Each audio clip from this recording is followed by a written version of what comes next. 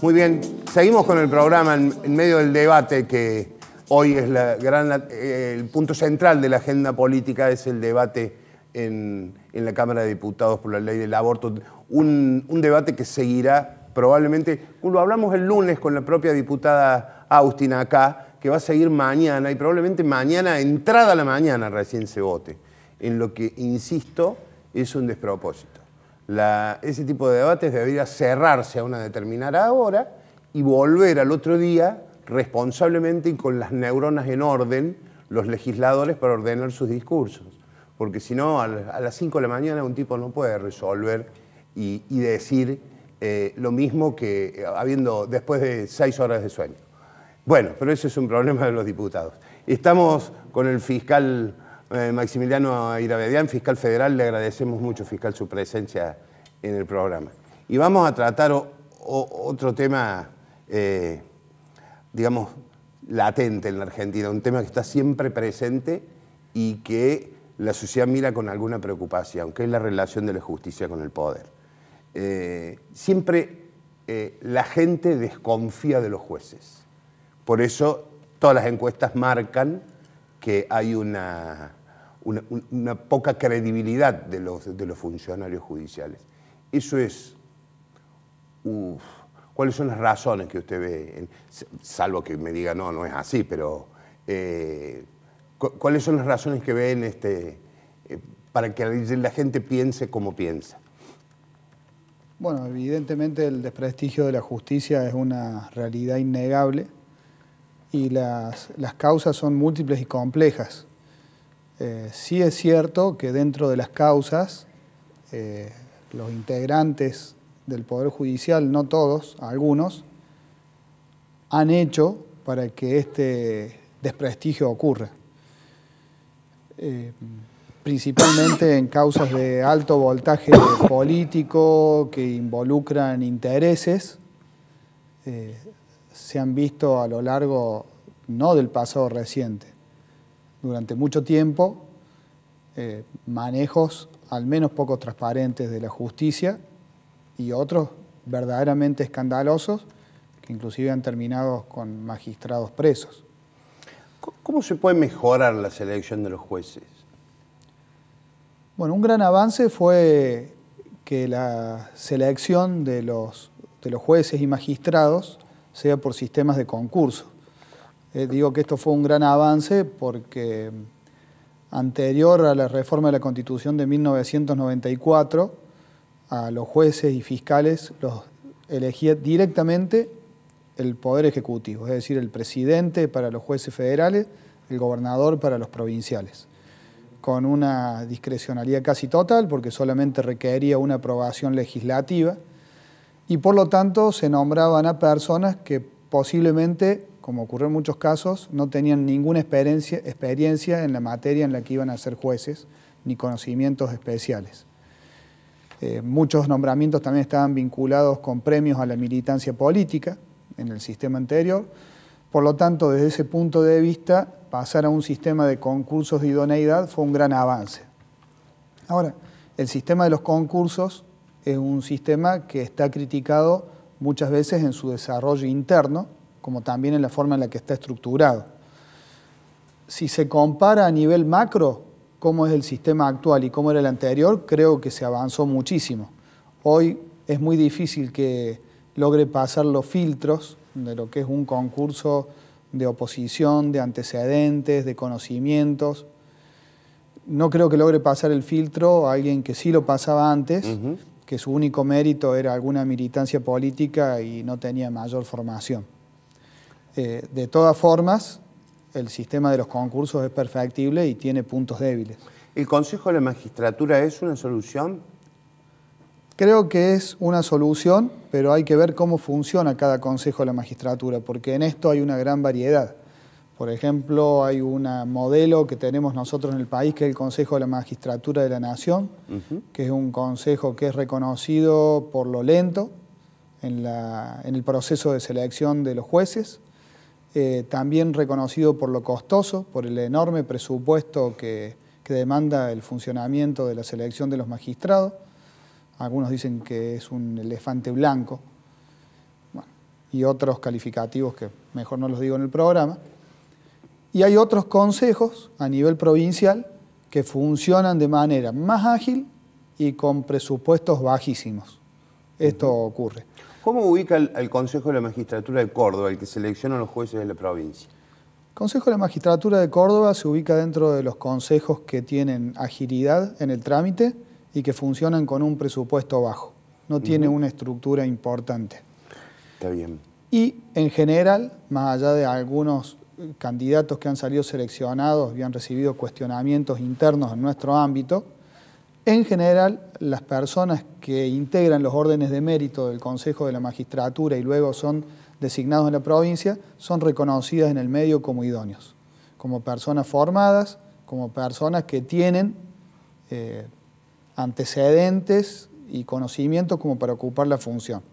La regla es esa. Muchos jueces tienen... ¿Es bueno que los jueces sean profesores en la facultad?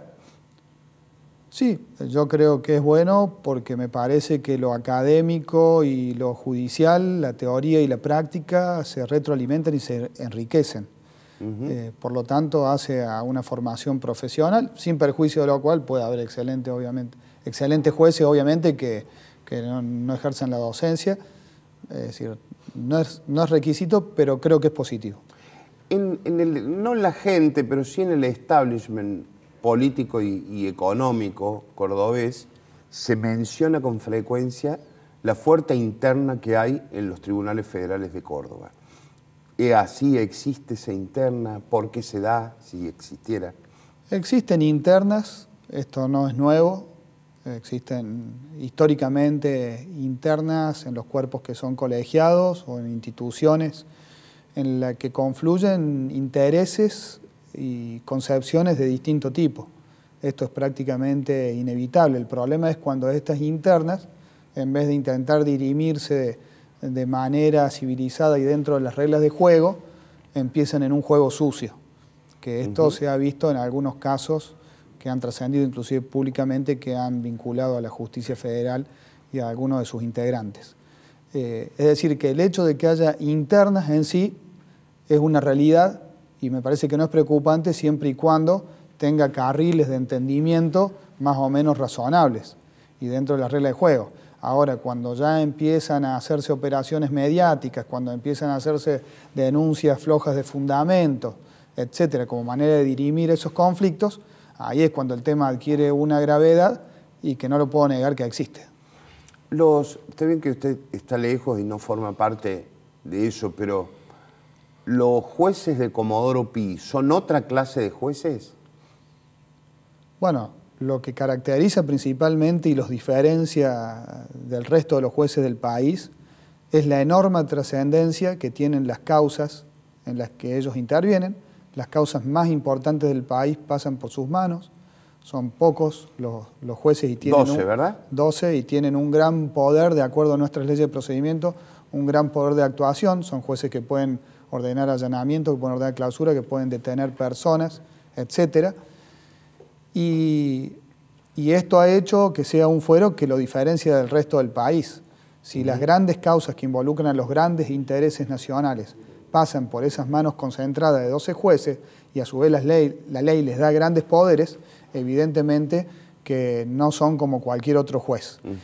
Y efectivamente varios de los escándalos judiciales que han existido en nuestro país han tenido por escenario a los jueces federales de Capital Federal, a los que se llaman los de Comodoro Pi, y creo que parte del desprestigio de la justicia, del desprestigio con fundamento de la justicia, tiene que ver con los manejos de causas importantes que ha habido en ese ámbito y que termina salpicando a la generalidad de los jueces, porque generalmente en la opinión pública no se discrimina por personas, sino por institución. Está bien, vamos a escuchar las preguntas de los compañeros de la mesa. ¿Qué tal, fiscal? ¿Cómo le va? ¿Qué tal? Le pregunto específicamente por Córdoba, por la lucha contra el narcotráfico. Ya hace unos años se produjo este desdoblamiento, si se quiere, donde la provincia persigue las causas menores y obviamente la justicia federal sigue con esta competencia en las causas más grandes. ¿Cómo se está trabajando? ¿Este balance de estos años es positivo desde su punto de vista? Bien, tiene un aspecto positivo y aspectos negativos también. En el aspecto positivo yo siempre estuve a favor de la provincialización del segmento menor de los delitos del narcotráfico, como es el narcomenudeo. Creo que desde que la provincia asumió esta tarea lo hizo de manera positiva, ventajosa. El Fuero de Lucha contra el Narcotráfico de la Justicia Provincial es un fuero muy bien formado y que trabaja muy bien. Y esto luego se complementó con la Fuerza Policial Antinarcotráfico, que en mi opinión es una fuerza excelente, que trabaja con un gran profesionalismo, tiene mucha capacitación, trabajan con seriedad y sus procedimientos generalmente no son cuestionados. Esto, en términos prácticos, en resultado, dio que hubiese un notorio aumento en el desbaratamiento de los kioscos, en los procedimientos de lucha contra el narcomenudeo, que es lo que se quería lograr en definitiva. Quizá en Córdoba Capital esto no se advierte porque es tal la envergadura del fenómeno del narcomenudeo que así haya un aumento significativo en la lucha, sigue habiendo muchos kioscos. Pero, por ejemplo, a nivel más micro, cuando vamos a localidades del interior, esto es notorio cómo ha repercutido en la práctica. El problema fue de esto que tras la desaparición de la Dirección Drogas Peligrosas o de Lucha contra el Narcotráfico de la Policía de la provincia, quedó un vacío para lo que es el narcotráfico de mediana y gran escala, para lo que es la investigación del narcotráfico de mediana y gran escala, que no ha sido totalmente llenado. ¿Qué pasó? Antes, la mayor parte de las investigaciones por narcotráfico las hacía la policía de la provincia, a través de lo que se llama comúnmente drogas peligrosas. Hacía tanto narcomenudeo como narcotráfico grande. La mayor parte de las investigaciones. En diciembre del 2012 se pasa el narcomenudeo a la provincia, para mí con resultados positivos. Y sigue drogas peligrosas con el narcotráfico de mediano o gran escala, trabajando con la justicia federal. Cuando se produce por la crisis del narcoescándalo la eliminación de la conocida como drogas peligrosas, la mayor parte de las investigaciones que venían haciendo de narcotráfico grande quedan abandonadas, de alguna manera. La FPA, la Fuerza Policial Antinarcotráfico, no la asume porque está creada para narcomenudeo. Entonces, si la responsabilidad de la investigación del narcotráfico grande es una responsabilidad federal, lo que debió hacerse es que desde la Nación reemplazar el vacío que dejaba la policía de la provincia y asignar fuerzas federales para que siguieran investigaciones importantes. Hoy Córdoba no la tiene. No, esto no ocurrió. Es cierto que en Córdoba hay fuerzas federales que investigan y que tienen a veces investigaciones importantes con buenos resultados. Está Policía Federal, está Gendarmería, pero no lo es en la medida y en la cantidad de casos que lograba procesar la antigua drogas peligrosas. Por eso, en la Justicia Federal, después de estos cambios, tuvimos una caída abrupta de las causas. Primero el narcomenudeo, porque se provincializó, es obvio. Y después, cuando se eliminó drogas peligrosas, fue notorio cómo cayeron las investigaciones grandes relacionadas al narcotráfico de mediana o gran escala. Y por eso, repito, lamentablemente, ese vacío nunca se terminó de llenar. Bien, fiscal, ¿qué tal? Buenos días. En el caso de las fiscalías provinciales últimamente, Ana, se han conocido varias denuncias, ¿sí? ¿Por qué cree que se da esto? ¿Por un cuestionamiento, digamos, de la sociedad? ¿Se está resquebrajando o ha perdido tal vez la autoridad o el prestigio que tenía en algún momento, hablando de justamente las fiscalías provinciales, comparándolas con las federales? ¿En relación a qué tipo de denuncias? Es decir, cuando han sido denunciados... Denuncias de cuestionamientos a los fiscales. ¿A los fiscales? Sí. Bueno, en general en lo que es el descrédito de la justicia, sí, hay una generalización que es inevitable. Pero evidentemente, como en toda institución, hay personas que tienen un comportamiento excelente, hay otras que tienen un comportamiento dudoso y hay otras que tienen un comportamiento decididamente malo. El problema es que cuando hay un escándalo que afecta a uno de los integrantes de una institución, claro, esto tiene una gran repercusión y de alguna manera se termina ensuciando a todos. A lo que voy es que ha habido denuncias graves contra fiscales, esto es cierto, y también es cierto que ha habido condenas severas, en algunos casos, en otros no tanto, contra fiscales que han incurrido en graves delitos, como son casos de corrupción.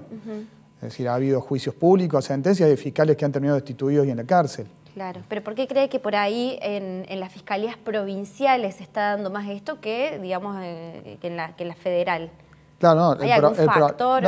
El problema es numérico. Claro. También, porque como en nuestro diseño constitucional la administración de justicia por regla es de las provincias, sí, la justicia provincial es mucho más grande que la justicia federal asentada en cada provincia. La justicia federal de Córdoba, comparativamente con la provincia, es mínima. La ciudad de Córdoba tiene 3 fiscales federales, ¿verdad? 3 fiscales federales. claro. Y la de la provincia, ya perdí la cuenta cuántos son. Claro, son Muchísimos. Aparte, la justicia provincial tiene muchas más sedes en el interior que la justicia federal. Es decir, que hay una cuestión numérica y por lo tanto numéricamente va a haber mayores cuestionamientos a una que a otra. El mayor cuestionamiento político se me ocurre a mí, yendo por donde va Carolina, es acerca de la Fiscalía Anticorrupción, ¿no? Que es un fuero sumamente castigado y se castiga a los funcionarios que ocupan esa banca, precisamente sospechados de dependencia política. Sí, el fuero anticorrupción es una realidad que está muy desprestigiado, en la consideración pública tiene una muy baja estima y a juzgar por los resultados que ha tenido, evidentemente que hay razones para no gozar de un buen concepto, al menos en lo que hace eficiencia de ese fuero particular, a punto tal que ha habido proyectos y sigue dando vuelta la idea de directamente eliminarlo. Eliminarlo. ¿Usted considera que habría que eliminarlo, ese fuero, y dotar de los mecanismos al resto de las fiscalías? Yo en principio estoy a favor de que haya fueros especializados para las temáticas delictivas que exigen una especialización. Por ejemplo, el fuero de lucha contra el narcotráfico ha sido un gran avance en la lucha contra el narcomenudeo, en mi opinión. Y en ese sentido estoy a favor de que haya fueros de naturaleza penal económico o anticorrupción. Pero cuando en la práctica un fuero no funciona, como los resultados indican el de Córdoba, estoy en contra de que siga funcionando algo que en la realidad no anda. Claro, debería o modificárselo profundamente o sustituirlo. Claro, yo en teoría, si hablamos teóricamente en abstracto, estoy a favor de los fueros especializados. Cuando hay una realidad que las estadísticas y los casos hablan por sí mismas de que no está funcionando, coincido, o en que se lo reforma o se lo elimina. Doctor, para ir cerrando la entrevista, porque se nos va el programa, ¿qué piensa del impuesto a la ganancia y los jueces? Bueno, considero que el impuesto a las ganancias tiene que ser pagado por todos. Considero que es un privilegio, una prebenda que no tiene razón de ser desde el punto de vista constitucional, porque lo que argumentan las asociaciones o que representan gremialmente, entre comillas, a los jueces, es que como hay una cláusula constitucional de que los haberes de los jueces son intangibles, que esta es una cláusula para seguridad de que el Poder Ejecutivo, cuando no le gustan las decisiones de los jueces, no les baje los sueldos o los quiera presionar por ese lado, se ha querido utilizar ese mecanismo constitucional de protección de la función de los jueces para no pagar impuestos, lo cual son cuestiones distintas. Una cosa es que los magistrados estén protegidos, de que el Poder Ejecutivo ante un disgusto no los quiera presionar económicamente, y otra cosa ya es salir de la norma de la igualdad en los tributos respecto a otros ciudadanos. Es claro, decir, sobre todo cuando se trata de un tributo que castiga al asalariado más bajo, ¿no? Exactamente. Como que es tan general que es transversal a toda la sociedad. Exactamente. Es decir, que desde ese punto de vista creo que no es adecuado el no pago de las ganancias. Y también creo que una solución que involucre y trate de dar una posible respuesta, por lo menos a largo plazo, es la que se dio en el último tiempo, de una vez por todas, de todos los que ingresan a la función, es decir, que no tienen derechos adquiridos y que no van a poder hacer juicios reclamando por la reducción del sueldo, empiecen a pagar el impuesto a las ganancias. Entonces, de esta manera, a medida que pasen los años, van a estar todos los magistrados pagando el impuesto a las ganancias y va a ser una discusión ya enterrada. Por eso espero que la judicialización de este tema no dé una nueva marcha atrás a este intento de solución que se ha intentado dar, creo que fue hace 2 años atrás. 2 años, sí, sí. Fiscal, le agradecemos muchísimo la presencia en el programa, ¿eh? Que tenga usted un gran mediodía.